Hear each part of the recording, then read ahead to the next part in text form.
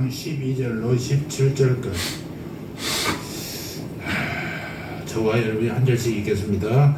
예수께서 대답하여 가라사대 기록되었을 때 사람이 떡으로만 살 것이 아니요 그게 아닌 것 같은데. 뭐가 잘못된 건데 4장 12절 예수께서 요한이 잡혔음을 예수께서 요한이 4장 12절인데 4절이 그 있었습니다. 제가 죄송합니다.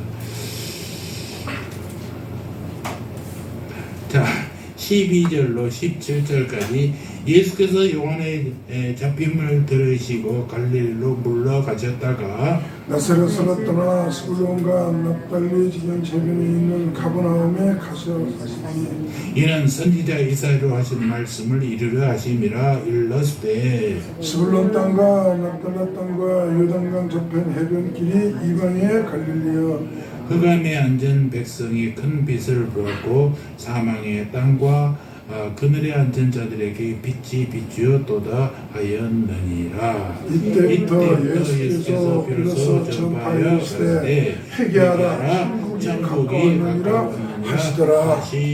아멘. 아멘. 일찍 준비한다고 해놓은 것이 항상 일찍 준비하면 이렇게 오타가 쓰이더라고요. 안쪽에도 보면 여기 안쪽에 신앙 칼럼에 풀세를 위해 말씀이 어긋나는 것. 풀세가 뭐인지 아시겠습니까? 모르시겠죠? 저는 제가 해놓고도 깜짝 놀랐어요. 풀세? 뭐지? 출세를 위해서 말씀이 어긋나는 것인데 제가 오타가 났습니다. 오타뿐만 아니라 영성의 본문도 제대로 못 올렸고 제가 잠깐 당황하다 보니까 12절을 읽어야 되는데 4절을 읽고 이런 혼란이 왔습니다. 죄송합니다. 자, 오늘은 흑암의 땅을 비추는 금빛이라는 제목으로 마태복음 4장 12절로 17절의 말씀을 묵상해 보도록 하겠습니다. 예수 그리스도, 이 예수 그리스도는 흑암의 세상을 밝게 비추는 큰 빛으로 이 땅에 오셨습니다. 아멘.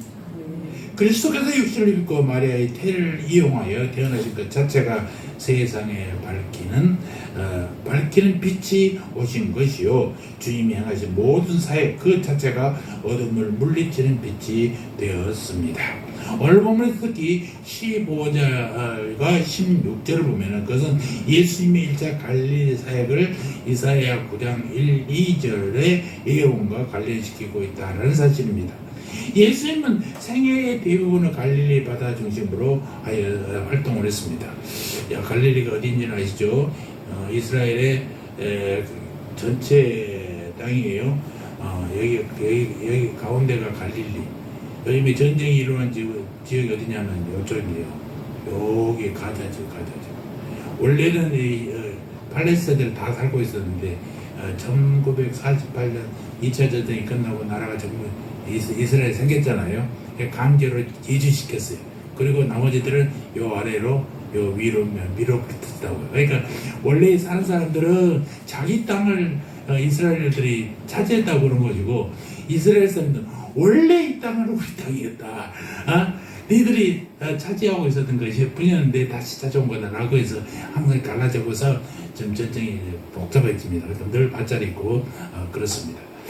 그래서 지금 전쟁이 일어나면 곤란할지도 몰라요. 왜냐하면 저 가자 지역하고 팔레스타인 위쪽 지역하고 양쪽에서 공격하면 이스라엘이 전쟁을 양쪽으로 하기가 그래서 안 질 거예요. 어려워질 겁니다. 물론 뭐 이기고 지는 것은 일방적으로 전쟁을 이길 수 없잖아요. 싸우면 한 대는 맞아야 되는 것이고 그러니까 피해가 있죠. 그러나 뭐 이스라엘이 지리라고 생각하지는 않습니다만은 그러나 여러 가지로 피해가 너무나 막심해질 것입니다. 그런 전쟁이 일어나지 않기를 여러분 기도해 주시고 이스라엘 한가운데가 요 갈릴리 지역입니다. 여기 빗대는 사해고 사해와 갈릴리가 이어지는 것이 요단강. 이 갈릴리 바다에 물이 내려온 위에가 헐몬산. 헐몬산에 눈이 녹아서 흘러서 아주 맑은 물들이 계속 내려오고 저장되었다가 사해로 이렇게 들어오는 장면입니다. 이 갈릴리 바다를 크게 합비하면 이렇게 되겠습니다. 예쁘게 움푹 파진 데 이렇게 들어갔어요. 이 갈릴리 쪽은 인구 분포상 이방인들이 상당히 많이 살고 있어요. 왜냐하면 다른 데서 유입해둔 사람들이 많이 살았단 말이에요. 그래서 지중해 해안의 지역이라든가 동쪽이라든가 북쪽의 이방 지역까지를 포함한 이 갈릴리 일대의 넓은 지역을 무대로 활동하시는 분이 예수님의 활동 영역입니다. 그러나 메시아로 오신 예수님께서 바로 이 갈릴리 지역에서 생애의 대부분을 보내시면서 사역을 하셨다는 것은 선지자 이사야의 예언대로 흑암에 앉아있던 그들에게 큰 빛이 비치는 일이었습니다. 이는 한때 영적 어두움에 처해 있던 지역에 새 시대의 여명이 밝았음을 보여주고 있는 것입니다. 오늘 말씀을 통하여 흑암의 땅을 비추는 큰 빛으로 오신 예수님에 관해서 더 깊이 한번 알아보고 믿음을 키우는 시간이 되기를 주의 이름으로 축원합니다. 자, 먼저 16절을 우리 다 같이 보겠습니다. 16절 시작. 흑암에 앉은 백성에게 큰 빛을 보았고 사망의 땅과 그늘에 앉은 자들에게 빛이 비추었도다. 아멘. 거기까지. 여기 흑암이라는 단어는 문자적으로 어두움이라는 의미이지요. 은유적으로는 인간이 하나님에 대한 인간의 의무에 관해서 무지하다, 흑암에 속한다라고 얘기합니다. 그리고 거기에 따른 불신앙과 불경건과 부도덕한 점, 그리고 그 결과로 찾아온 비참함 등의 의미를 포함한 것이 흑암이라는 단어예요. 따라서 흑암에 앉은 백성이라는 말은 무슨 말이냐? 하나님의 율법도 모르고 불신앙과 불경건으로 하나님의 설명에서 떠나 있는 계속적으로 비참한 운명에 처해 살고 있는 갈릴리 지역의 주민들의 상태를 흑암에 앉은 백성이라는 단어로 표시하고 있는 것입니다. 예수님께서 갈릴리 백성만을 위하여 이 땅에 오신 것은 절대 아닙니다. 그러나 그 당시 이 지역은 짙은 영적 흑암에 파묻혀 있었다라는 것입니다. 그렇기 때문에 거기서 주로 사역을 했어요. 흑암을 거두어내시기 위해서. 또 흑암이 짙은 만큼 그리스도의 찬란한 빛이 더욱더 빛날 수 있었던 곳이 갈릴리 지역이었습니다. 과연 예수님은 이 흑암에서 세상을 밝히는 큰 빛이었다는 사실을 우리는 오늘 본문 16절을 통해서도 알 수 있습니다. 갈릴리 지역의 찬란한 빛으로 떠오르셨던 예수님. 성경에서 빛은요 늘 예수님을 가리키는 경우가 많이 있습니다. 요한복음 1장을 보십시오. 광야에 나타난 하나님의 사람 세례 요한은 자신이 이 빛에 대해 증거하러 온 사람이라고 소개하고 있지 않습니까? 요한복음 1장 9절을 한번 찾아볼까요? 요한복음 1장 9절. 자, 시작. 참빛 곧 세상에 와서 각 사람에게 비추는 빛이 있었나니 10절. 그가 세상에 계셨으며 세상은 그로 말미암아 지은 바 되었으되. 그가 세상에 계셨다는 건 누구예요? 그가 누구예요? 하나님. 하나님이 그로 말미암아 지은 바 되었어요. 창조주 하나님. 빛의 역할은요 어둠을 밝히는 데 있습니다. 그런데 예수님께서 각 사람에게 비추는 빛으로 이 땅에 오셨다면 이 땅은 주님이 오시기 전까지는 어떻던 상태예요? 어둠에 있던 상태잖아요. 아까 얘기했지만 흑암에 앉은 백성들이었다라는 것입니다.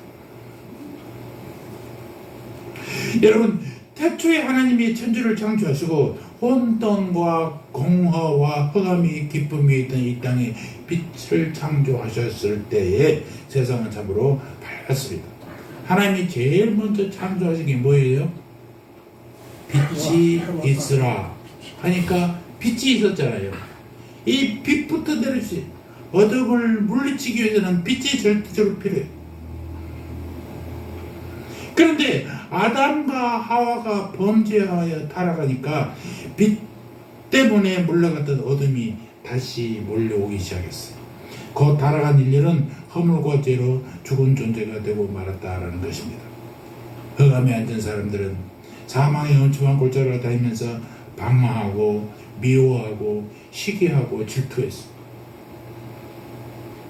그리고 그 정도만 아니라 서로를 죽이는 일까지 했어요. 세월이 흘수록 사람들은 더욱 악한 세상이 되고 말았다라는 것입니다.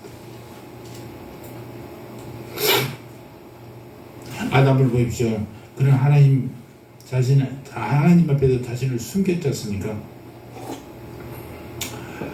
한때 아내를 향하여 내 뼈 중에 뼈요 살 중에 살이라고 했던 그가 하나님 앞에서 잘못을 아내의 탓으로 돌리는 못난 사람이 되어서 죄로 인해서 숨어버리지 않습니까?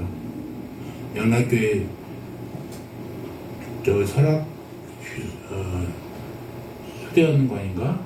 거기 가면은 한경진 목사님 기념관이 있어요. 기념관에 딱 앞에가 뭐라고 써있냐면 한경진 목사님 친필로 내가 어디 있느냐, 하나님이 범죄한 아담을 찾을 때 있던 단어가 딱 써 있는 거예요. 근데 그 말이 너무나도 충격적이더라고요. 지금 현재의 나에게도 내가 어디 있는가 다시 한번 돌아보는 계기가 됐어요. 주님이 찾으시면요, 언제든지 어떤 상태든지 나와야 되는데 숨어있다고 해서 우리가 숨을 수 있는 것이 아닌 것을 깨달으셔야 됩니다. 아직도 세상 사람들은요, 자기가 하면 할 수 있다고 생각해요. 그러나 얼마나 어리석습니까? 하나님은 우리가 무엇을 하시니까요, 무엇을 계획하시는 조차도 알고 계시고 무엇을 했던 것은 말할 것도 없이 다 알고 계실 분이에요. 그런 분한테 우리가 무엇을 숨길 수 있겠어요? 여러분들 주님 앞에 절대로 숨기려고 하는 생각까지 하지 마십시오. 아담이 아들 가인이 시기심으로 가득 차서 동생 아벨을 쳐 죽였고 동생의 피를 땅에 쏟았어요. 살인자 가인의 후손들은 갈수록 하나님으로부터 멀어져 갖고 죄로 가득한 사람들이 되었단 말입니다. 과학이 발달하고 인류 문명이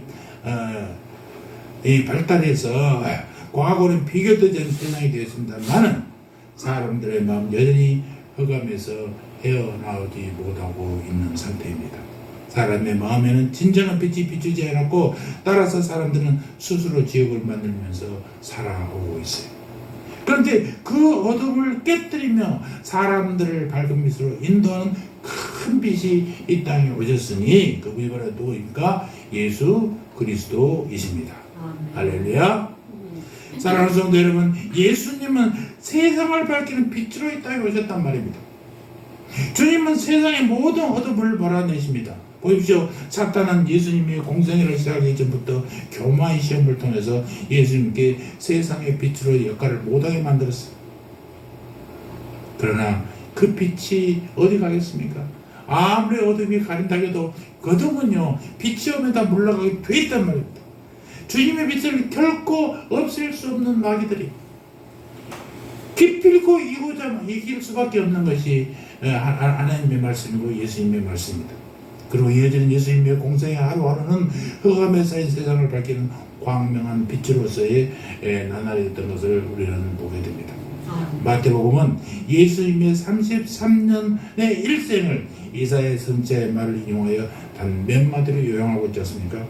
예수 그리스도는 흑암에 앉아있는 백성들에게 큰 빛이시다. 사망의 땅과 그들이 앉은 자들에게 예수 그리스도는 빛이시다 라고 여러 번 얘기하고 있습니다. 여러분, 세상을 밝게 하는 사람들이 인위적으로 만든 빛이 있지 않아요. 아무리 과학이 발달해서 멋있는 전등을 만들고 빛빛을 만든다고 해도 그것이 세상 전체를 밝힐 수 없습니다. 요즘에 새벽에 운전하다 보면요, 요즘 저녁에 7시면 아직 아침 7시면 어둡잖아요. 아무리 전등을 밝히고 조명탄을 쏘아서 세상을 밝힌다 해도요, 보이지 않는 태양 저기서 여명의 해가 떠오르면요, 구름에 가려져서 보이지 않더라도 세상에 어떻게 다 밝게 보일 수밖에 없어요.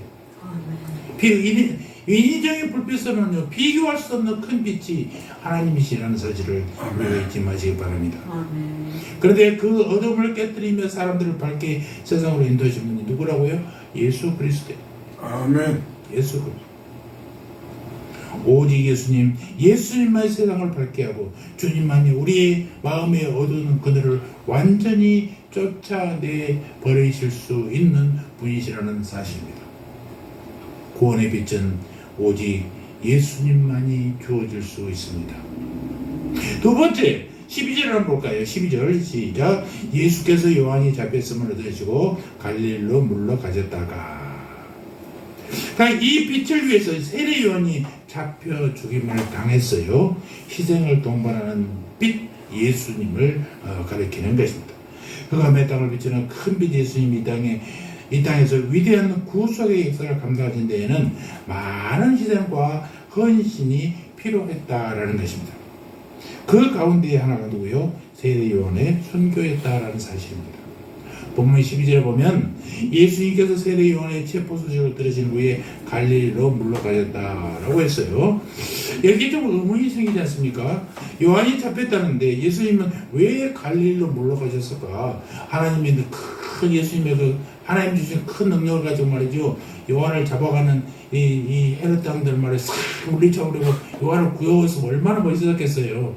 그런데 조용히 가셔버린단 말입니다. 거기에 무슨 특별한 이유가 있었을까? 자기의 주님이 가진 능력을 발휘해서 세리온을 살려가지고 너희들 봐라, 내가 이만큼 힘이 있다, 이 세리온이 나를 위해서 일한다라고 막 광고하고 말이죠. 월드컵 경기장에 사람들 모아서 뭐 대회하고 그러면 얼마나 유명해졌겠어요. 세례 요한의 사명은요, 자신의 사역을 크게 하는 데 있는 게 아니에요. 메시아인 예수 그리스도 오시는 길을 미리 알려주는 역할을 하는 거예요.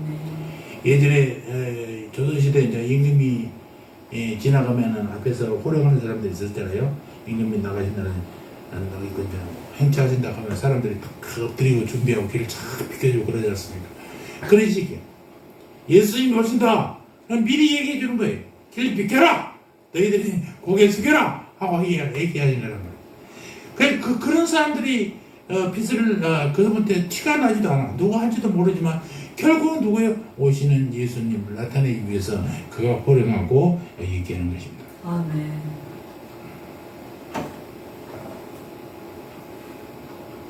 그 일을 위해서 요한이 이 땅에 왔어요. 그리고 비참하게도 예수님과 비슷하게 태어나셔서 비슷하게 죽었는데 목베임을 당하고 죽었지 않습니까? 완전히 순교의 제물이. 자기는 죽은 것은 문제가 아니야. 누구를 위해서? 예수님만 나타낸다. 빛이신 예수님 오시는 길에 요한 희생이 필요하였듯이 오늘날에도 이 빛이 비치기 위해서는 고귀한 성도들의 희생이 필요합니다. 여러분들의 목숨을 내놓으라는 게 아니란 말입니다. 그러나 여러분들이 수고로 내가 누구인가가 나에게 예수를 전해서 내가 예수를 믿게 됐던 것처럼 그 역할을 이제 우리가 해야 되는 것입니다.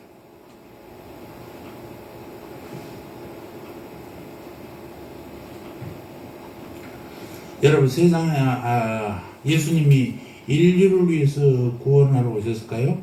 세상은 구원 안 하실까요? 구원하면 사람들은요, 사람들만 구원하는 줄 알아요. 하나님은 예수를 보내실 때 모든 피조물 전체를 구원하시기를 원하십니다. 그래서 바울은 늘 만물이 구원받기를 원한다는 표현을 자꾸 쓰지 않습니까? 세상이 구원받지 못하는 구원이라는 것은 원래 하나님이 창조하신 대로 돌아가는 거예요. 죄에 빠진 우리를 건져서 구원했으면 어떻게 살아야 돼요? 하나님의 형상으로 살아야 되는 거예요. 다시 빠지면 마찬가지지. 세상도 마찬가지예요. 세상에 하나님이 창조하신 대로 사는 거예요.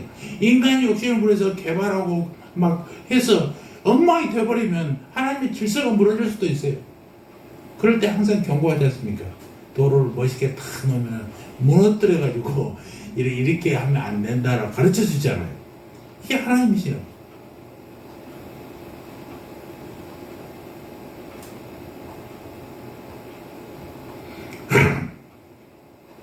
세례 요한의 사명은 자신을 나타낸 게 하나님을, 예수님을 나타낸 일입니다. 주님은 우리의 삶이 얼마나 오래 지속되는가 보다도 우리가 어떻게 하나님이 말씀하신 목적에 따라서 살기를 원하는가 여부로 우리를 판단하시는 것입니다. 내가 무엇을 이루어 놓는 게 중요한 게 아니라 하나님의 뜻대로, 하나님의 가르치는 대로 얼마나 사느냐가 훨씬 중요하다는 것입니다. 이제부터라도 우리가 기도해야 할 제목은 오래 살도록 기도하는 게 아니라 주님의 뜻을 이루는 삶을 살도록 해달라고 기도해야 된다라는 것입니다. 예수께서 요한의 독사지를 듣고 갈릴리로 물러가셨던 이유는 당국자들이 무서워서 도망가신 것이 아니라 하나님께서 원래 계획한 뜻을 이루기 위해서. 하나님의 계획은요, 그렇게 해서 예수와 요한이 크게 사람들에게 인기를 받기로 한 게 아니라 원래 예수님은 이 땅에 누구를 위해서? 우리를 위해서 구원하려고 돌아가시기로 작정하고 오신 분이잖아요. 세상에 죽기로 태어난 사람이 어디 있겠습니까? 우리는 마지못해서 나이가 먹어서 이제 힘이 들어서 죽는 거지만 하나님 주신 생명을 유지하지만 그분은 원래 죽기로 작정하고 오신 분이에요.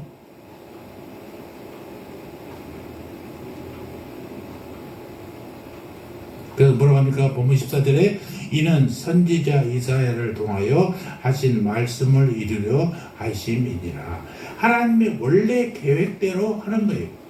요한을 구하지 않는 것은 그가 그 당국자는 무서운 게 아니라 그저 하나님의 뜻을 이루는 것이 먼저이기 때문이에요. 예수님이 이 땅에 오신 것도 애굽으로 피난 가신 것도 그리고 애굽에서 다시 이스라엘 땅으로 돌아오셔서 나사렛 동네에서 성장하신 것도 그리고 공생의 기간 동안에 가버나움에 사신 것도 모두 구약에서 선지자를 통해서 예언하신 말씀대로 그대로 되고 있는 것이란 말입니다. 이게 무서운 거잖아요. 그러므로 구약에 익숙한 유대인들을 대상으로 복음서를 기록한 사도 바울 마태복음에 의하면 예수님은 어떤 행동도 자의적으로 하신 것이 없어요. 나를 보내신 그분의 뜻대로 하신다. 이게 중요합니다. 세례 요한 관계자는 예수님의 말과 행동 또한 하나님의 말씀에 대한 철저한 순종에서 나온 것이었단 말입니다. 주님은 아버지의 뜻에 따라 요한이 잡혀 투옥된 것을 알고도 갈릴리로 물러나셨다. 여러분, 세례 요한의 순교적 죽음은요, 예수님의 빛을 비추기 위한 희생의 제물이었습니다. 그것이 누구의 계획이었다고요? 하나님의 계획이었어요. 예수 그리스도 그분에게는 우리가 목숨을 걸고 우리의 전생애를 희생할 가치가 충분히 있다는 사실도 여러분이 인지하시기 바랍니다. 왜냐하면 예수님은 참 빛이시기 때문에 우리에 있는 어둠을 싹 물러가실 분이기 때문에 그렇습니다. 우리가 비록 주님처럼 큰 빛은 되지 못한다 할지라도 어떤 희생을 각오하고 나서도 주님의 빛을 받아 반사하는 작은 빛 정도는 되어야 되지 않겠느냐라는 것입니다.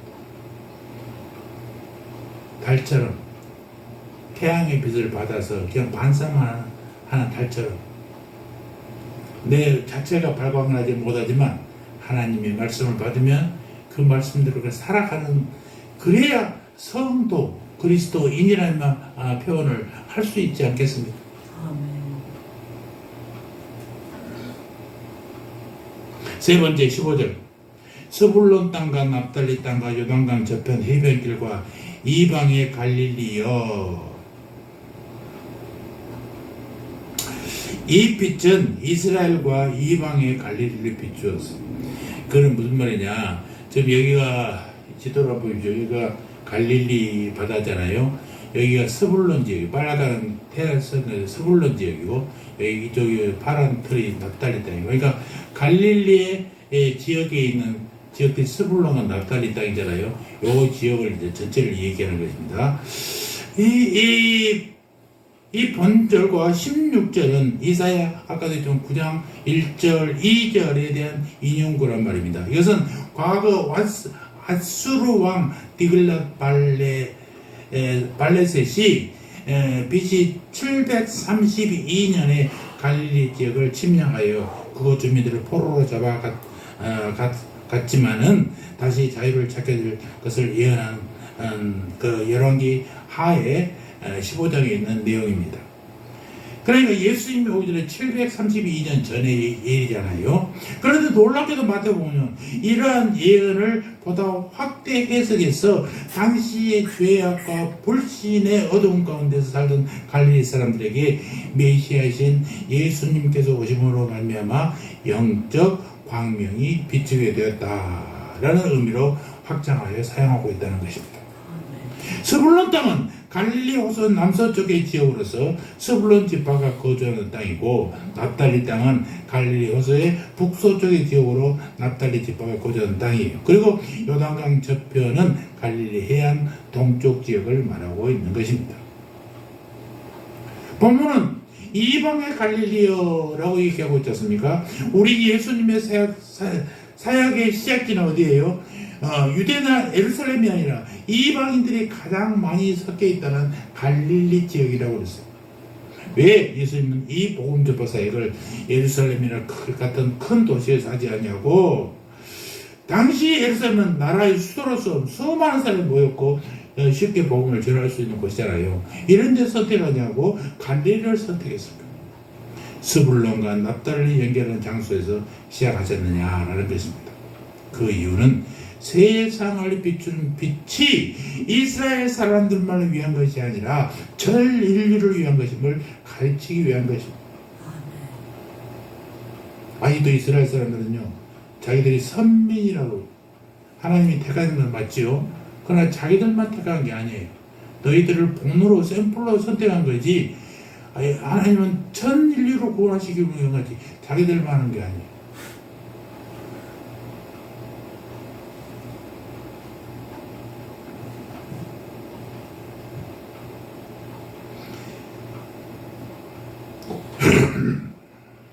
그렇습니다. 주님은 믿는 모든 자들에게 차별 없이 구원을 선포하시는 분이십니다. 빛은 모든 사람에게 차별 없이 그리고 동동에 비춰지는 거예요. 여러분, 깜깜한 저녁에 교회 아무것도 없고 어두운데 불을 하나 켜봐요. 그러면 빛이 어느 한쪽만 비칩니까? 그렇지 않잖아요. 빛이 조금만 비면 전체가 다 환해져 버리는 거예요. 어디든지 방해받지 않으면 어디든지 다 환해지는 거지. 예수님, 하나님은 그런 빛으로 예수님을 이 땅에 보내신 거예요. 주님은 모든 믿는 자에게 차별 없이 구원을 선포하시는 거다. 동등하게 빛을 비추시는 분이다. 내가 예수 몇 년 믿었다고 하나님이 나한테만 특별한 은혜를 주지 않아요. 모든 사람이 똑같아요. 다 비추는데 그것을 믿음 안에 있으면 주님이 너를 사랑하고 계시구나, 나에게 은혜를 베풀고 계시구나 알지만, 믿음 밖에 있으면 운이 좋아서 우연히 그렇게 된 거지라고 평가하고 만단 말입니다. 안타까운 일이죠. 그래서 우리 모두 온 인류를 비추는 빛이신 예수 그리스도를 만방에 선포하는 일에 힘쓰시기 바랍니다. 아멘. 말로만 하지 말고 전도지를 통해서 만난 사람마다 예수 믿으세요. 한마디씩 꼭 하시기 바랍니다. 아멘. 그가 예수를 믿든 안 믿든 우리가 할 일은 뭐예요? 복음을 전하는 일. 꼭 전하시기 바랍니다. 네 번째, 빛 대신 예수님께서 회개를 전파하신 장면이 17절에 있습니다. 우리 17절 다 같이 볼까요? 시작. 이때부터 예수께서 비로소 전파하여 이르시되 회개하라, 천국이 가까이 왔느니라 하시더라. 아까도 빛은요, 온 세계 구석구석 다 비친다고 그랬잖아요. 그러니까 특별히 여러분들 어디에 비치냐? 회개하는 자들에게 비친다는 사실을 잊지 마시기 바랍니다. 빛이 비춰도 이 비친 일을 모르고 있는 사람들이 너무나 많이 있단 말입니다. 믿음이 없으니까 믿음 안에 들어오지 못하면요, 은혜를 줘도 은혜인지 못해요. 감사가 나오지 않아요. 당연히 자기는 받는 거라고 생각합니다. 하나님이 24시간을 주고 밤낮을 주시고 태양을 주시고 이렇게 빛을 주시니까 과일도 맺고 식물도 자라고 우리도 건강해지고 그러지 않습니까? 이거 당연한 줄 알아요. 믿음 안에 들어오면 이 모든 것들이 감사한 줄 아는데 밖에 있으면 원래 그런 거지 이러시기. 얼마나 어리석은 줄 알아요. 그 사람들을 깨우기 위해서는 여러분들이 필요하다니까요. 여러분들을 사용하세요. 하나님은 절대로 하나님 혼자 하시지 않아요. 꼭 하나님이 창조하신 인간을 통해서 일하도록 하신단 말이에요. 그 일을 믿음 안에 들어온 사람들, 그리스도인들만 할 수 있는 것입니다. 여러분들 다 그리스도인 아닙니까? 아멘? 그럼 그 일을 하셔야 돼요. 크게 하라 많이 하라 중요한 게 아니에요. 하나 안 하느냐가 중요하단 말이에요. 평생의 전도 한 명도 못하고 간 사람도 있습니다. 여러분 그러지 마시기 바랍니다.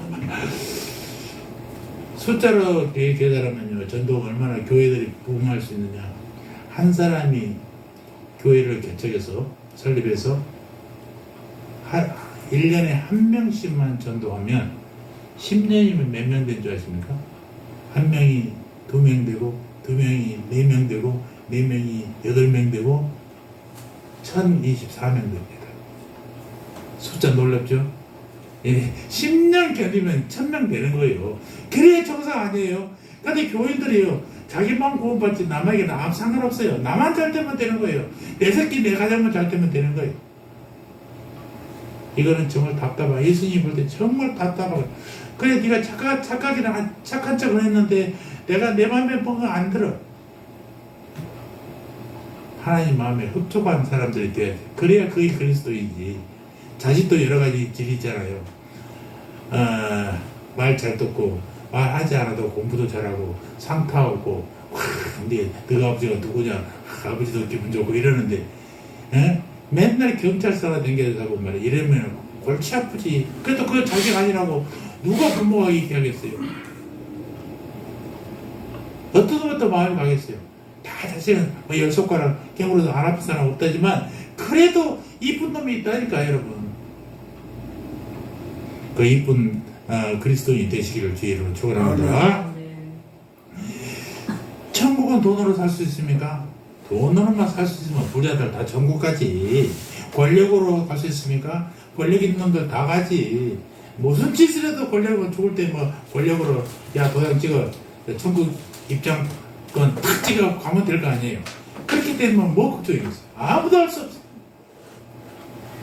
우리 윤 대통령이 어렸을 때 교회 다녔다고 늘 뭐 크리스마스 때만 알고 영상을 교회 가서 보여줍니다. 그렇게 하고는 안 된다니까. 불교에 가서 저라고 이러고 있으면 안 돼.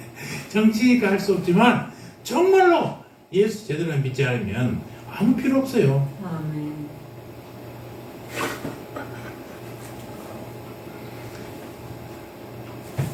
또 선행으로 윤리적으로 선하다고 해서 우리가 천국 갈 수 있습니까? 절대 그럴 수 없어요. 송파 자원봉사센터에 가면은 이제 우리 봉사하는 단체들을 많이 모여서 회의할 때 가면 그렇습니다. 목사님들은 천국 가려고 봉사하잖아요. 아니, 우리가 천국 가려고 봉사하는 게 아니니까 하나님의 은혜에 감격하니까 그 봉사를 하는 거예요. 아멘. 천국 가려고 봉사하는 게 아니라니까, 여러분들. 잘못 생각해요. 믿지 않는 사람들은 다 그렇게 생각해요.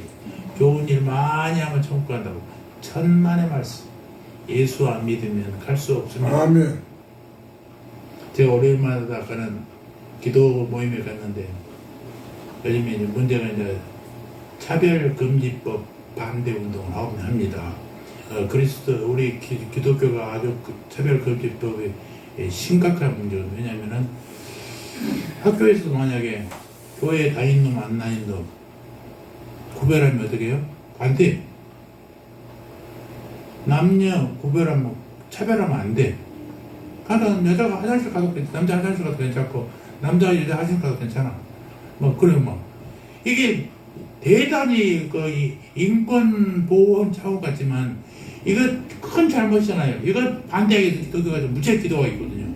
근데 기도한 내용에 한 번도 들어본 사람이 없어. 이것은 무엇 때문에 고려해야 돼요? 남녀가 구별됐으니까 되는 게 아니라 하나님의 성경의 말씀이 위배됐잖아요. 그러니까 우리 기독교 때 기도할 때 이 하나님의 말씀에 위배되어 있는 이 차별금지법을 안 되게 해달라고 기도하는 게 먼저 아니겠어요? 그 소리 한마디도 안 해. 성경이 위배됐다는 말 한마디도 아니냐고. 그저 뭔 못하니까 안 돼. 전도하면 안 되니까 그렇게 하면 안 돼. 이런 식이야. 가장 중요한 건 이런 세상의 법이 하나님의 말씀과 벗어나면 안 된다고 선언할 수 있는 그리스도인이 돼야 되는데 이런 말을 하더라고. 안타까워. 여러분의 삶의 기준이 성경이 되시기를 바랍니다. 성경 외에 어떤 다른 유명한 사람의 말이든지 어떤 좋은 책이 윤리적인 교과서든지 그것도 중요합니다만은 더 중요한 건 뭐예요? 우리가 앞서서 따져야 할 것은 성경의 말씀. 성경의 말씀에 합당하느냐 합당하지 않느냐를 구별해야지. 그 성경은 뭐 2000년 전에 얘기인데 뭐 그래도 세상이 있다 생각하시면 안 된단 말입니다. 우리는 어디까지나 예수 그리스도의 가르침에 벗어나면 목숨 걸고 반대할 수 있어야 됩니다. 아멘. 그 적은 누구에게 주인다고요? 회개하는 자에게 주. 회개. 예수님의 빛은 회개하는 자에게만 효과가 있다는 사실을 여러분 잊지 마시기 바랍니다. 본절을 보니까 이때부터 예수께서 비로소 전파하여 이르시되라고 했어요. 이 표현은 뭐냐?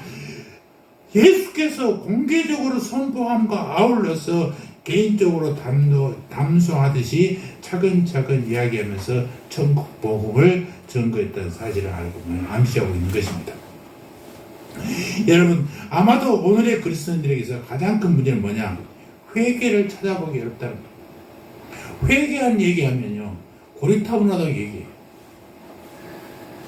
설교도 목사님들의 설교 중에 회개를 얘기하면은요, 다 고리타분하다. 좀 더 축복, 일주일 내내 고생하고 왔는데 복을 내려주고 막 이런 얘기를 해야지. 그저 뭐 잘못 살았다 회개하라 이런 얘기 기분 나쁘다. 안타까우니.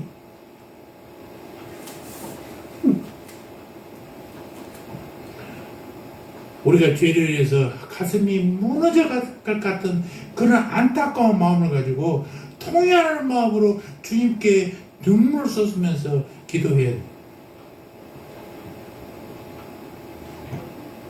다 우리 해보셨잖아요. 해보셨어요. 근데 너무나 까마득한 옛날 같아.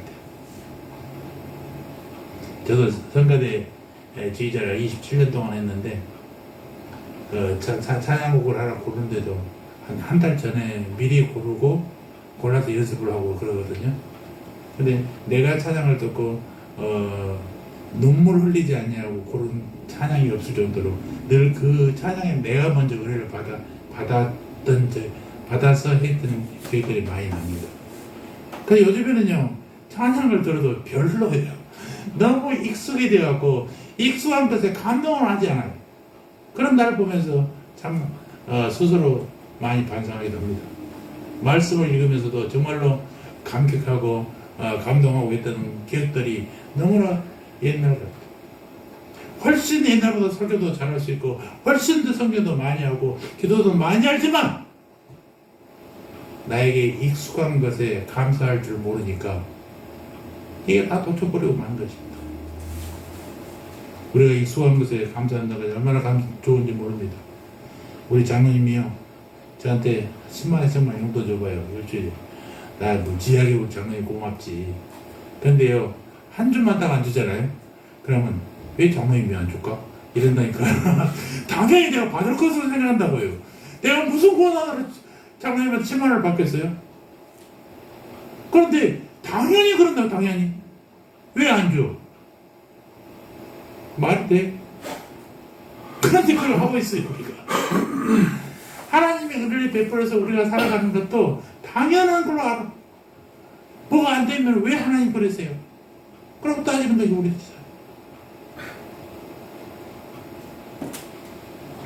왜 죄에 대해서 통회함이 없을까? 자부감이 없을까? 죄에 대해서 별로 무거운 죄를 못 느낀다는 것입니다. 이 정도 가지고 가볍게 상대해. 조그만 죄도 얼마나 무거운 죄에 하나님이 우리 보고 기도하고 회개하라고 하겠습니까? 무거운 정도가 아니에요.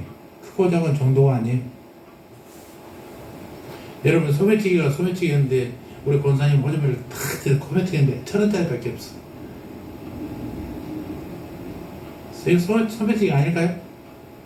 소매치기예요. 똑같이 형부는 만약에 100만원짜리가 있었더라면 100만원을 뺏었겠지. 단지 그게 1,000원짜리 있었을 뿐이니까 행위는 똑같은 거예요.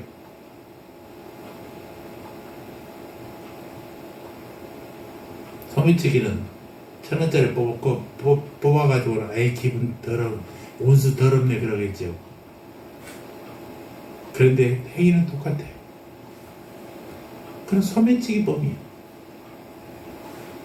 우리의 죄가 크고 작은 것이 문제가 아니라 이거를 느끼지 못한다는 게 문제입니다. 느끼면 회개하게 돼요. 느끼면 주님 앞에 기도하게 된다니까요. 세례요한의 불같은 메시지를 듣고 마음의 분별을 느끼면서도 결국 죄에서 돌이키지 못하고 천국에서 멀어져갔던 헤롯처럼 이 시대의 가엾은 헤롯들이 얼마나 많은지 모른다는 것입니다. 회개 없이 천국 없습니다. 어쩌면 현대 교인들을 대다수가 회개에 대해서 관심이 없어요. 그저 교회에 열심히 해서 축복만 받기를 원해. 어떤 분들은 교회에 좀 왜 늦어도 괜찮대. 그런데 마지막 축도는 받아야 된대. 복만 받겠다는 거예요. 그런 복은 없다니까요. 하나님이 아무것도 안 하고, 하나님 시키는 거 아무것도 안 하고 가만히 있는데 하나님 복 주시는 경우가 없어요. 절대 없습니다. 사복음서에 나오는 기적들도 보십시오. 가만히 있는 사람 예수님 지나가다가 너 눈 멀었네, 눈 떠. 너 다리 아프네, 다리 일어나, 걸어. 이렇게 하신 분이 없어요. 한 사람도 없어요. 예수를 만나면 내 눈이 뜰 것 같고 내 안전뱅이가 일어날 것 같고 막 이런 간절함이 있어야 되지. 가만히 있는데 지나가다가 예수님이 고쳐준 경우가 없단 말입니다. 그럼 여러분들 우리 기도하지 않냐고 회개하지 않냐고 주님께 주신 복을 누리겠다고 하면 이거 정말로 도둑놈 심보예요. 그래서는 안 되는 거죠.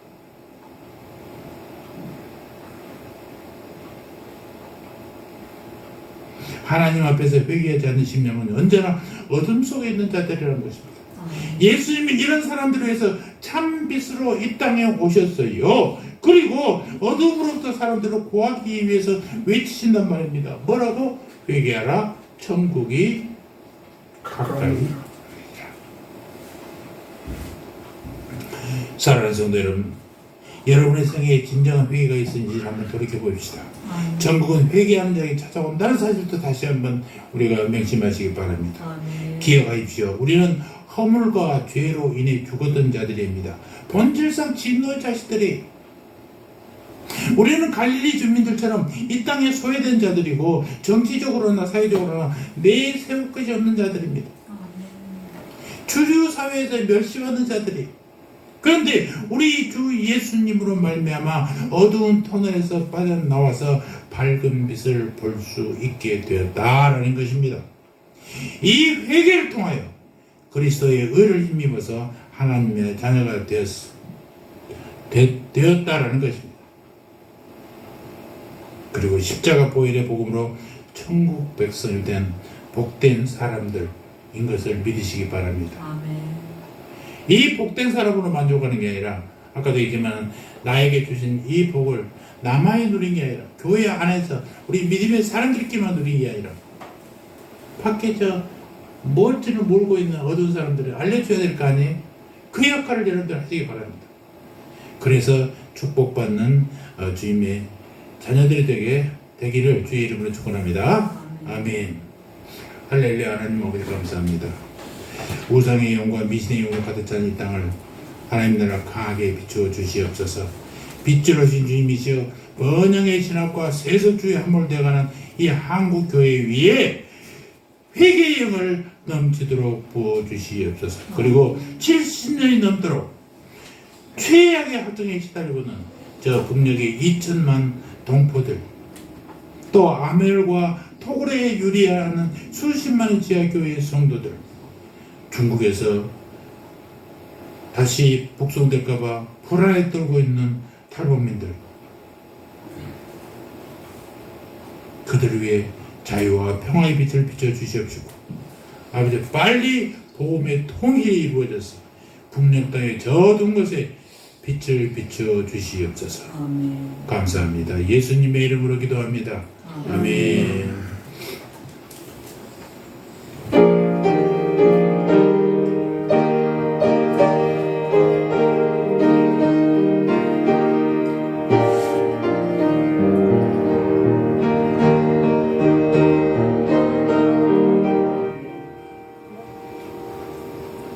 내가 정말 잘못 잡았어요.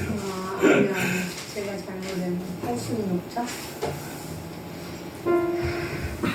우리 사모님이 아침에 좀 한숨 자야 되는데 잠도 못 자고 그러다가 좀 눈이 안 보일 겁니다.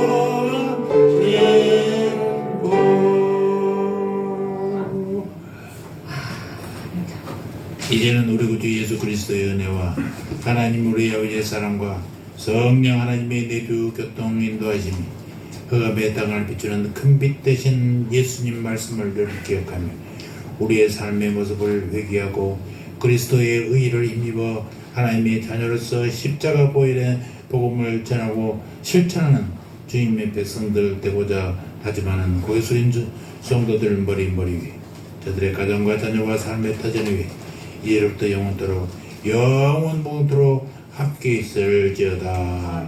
아멘.